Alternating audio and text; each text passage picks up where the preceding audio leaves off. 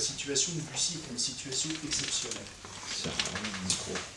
Pourquoi Bussy connaît au niveau financier une situation exceptionnelle?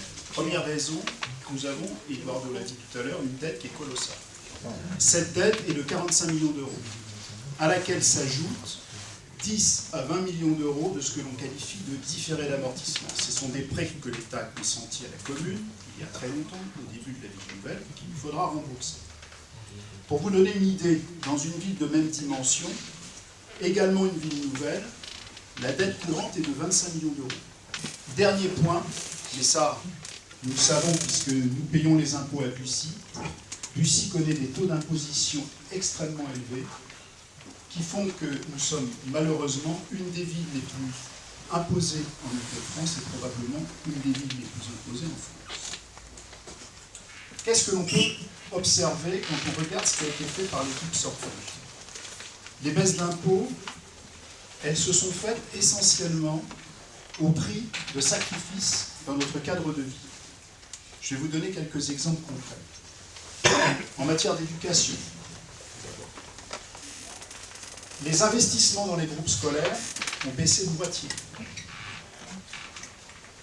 En matière d'espace vert, vous avez pu constater que les tontes n'étaient plus aussi régulières qu'avant, que les ramassages de feuilles étaient moins réguliers qu'avant.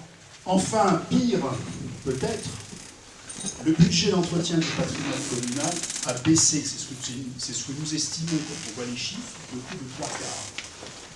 Ça veut dire que le patrimoine communal n'est plus entretenu.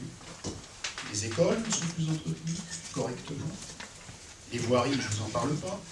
La baisse d'impôts, ça ne peut pas être que des baisses pures et simples de dépenses publiques.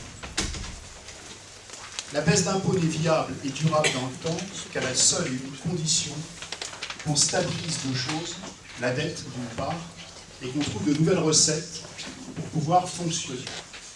Le montant du différé, c'est 10 millions d'euros. L'accroissement de l'encours de dette. Il faut savoir que depuis le début de ce mandat, depuis janvier, notre encours de dette a augmenté de 12 millions d'euros.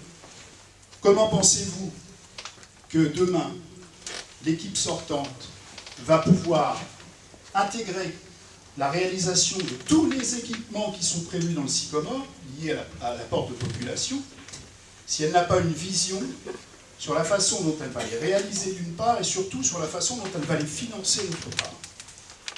Tout ça vous montre que nous devrons mener une politique diamétralement opposée en matière financière.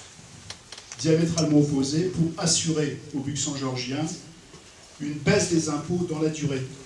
Si cette politique de gestion à la petite semaine se poursuit, d'ici 2 ans, 3 ans, nous ne pourrons plus financer le renouvellement, l'entretien des équipements et nous ne pourrons encore moins financer les nouveaux équipements à venir. Et donc, nous rentrerons de nouveau dans la spirale de l'impôt parce que notre capacité d'endettement sera faible et qu'on ne pourra pas continuer à gérer la vie.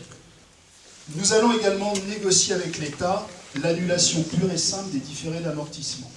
Deuxième chose, nous allons développer fortement l'implantation d'activités économiques dans les orientations qui ont été définies précédemment par Eduardo. Ces implantations vont nous rapporter de la taxe foncière. Nous allons également réclamer, malgré tout, à l'État, sous la forme d'un échéancier, la possibilité que nous soient rétrocédés ces fameux 18 millions que les Luxembourgiens, les plus anciens, ont versés pour payer des équipements liés à la ville nouvelle que nous n'aurions jamais dû payer. 18 millions. Je vous ai dit, régler les problèmes financiers de la ville, ce n'est pas arithmétiquement baisser les dépenses. C'est aussi augmenter les recettes. Il faut savoir qu'à la disposition des communes, il y a une masse d'argent qui existe, ce qu'on appelle des subventions, et notamment au niveau européen. Et ces subventions ne sont que très rarement sollicitées.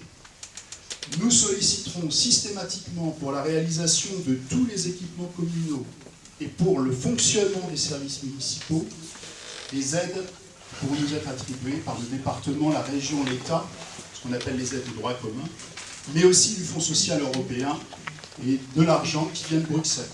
De travailler avec les services de l'agglomération pour que nous puissions mutualiser nos services et transférer les compétences. Qu'est-ce que ça veut dire?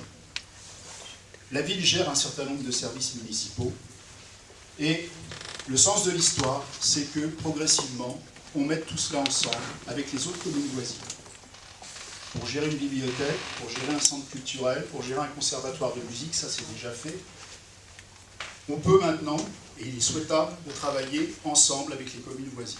C'est ce qu'on appelle un transfert de compétences ou une mutualisation, selon la nature du service qui est confié et géré en commun.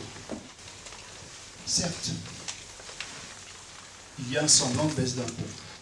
Tout le monde ne l'a pas constaté, mais il y a un semblant de baisse d'impôts. Mais moi, ce que je peux vous dire ce soir, en tant que professionnel des collectivités territoriales, c'est que cette baisse d'impôts, elle ne sera pas durable. Parce qu'on ne s'est pas attaqué aux vrais problèmes. On ne s'est pas attaqué aux problèmes de fond. Et les problèmes de fond, ce sont la dette, première des choses, et des rentrées sérieuses de financement qui nous permettent, à terme, de gérer autrement nos services publics, tout en préservant la qualité de notre cadre de vie. C'est ça qui est important. Nous sommes tous venus à Bussy pour le cadre de vie. Eh bien, ce cadre de vie, pour le préserver, il faut impérativement changer de stratégie financière et avoir une stratégie financière à long terme. Le choix, le 4 décembre, il est simple. Soit Madame Brunel est réélue, et elle a elle-même laissé entendre lors d'un conseil municipal, je crois que c'était celui du budget, à partir de 2018-2019, les ennuis vont commencer.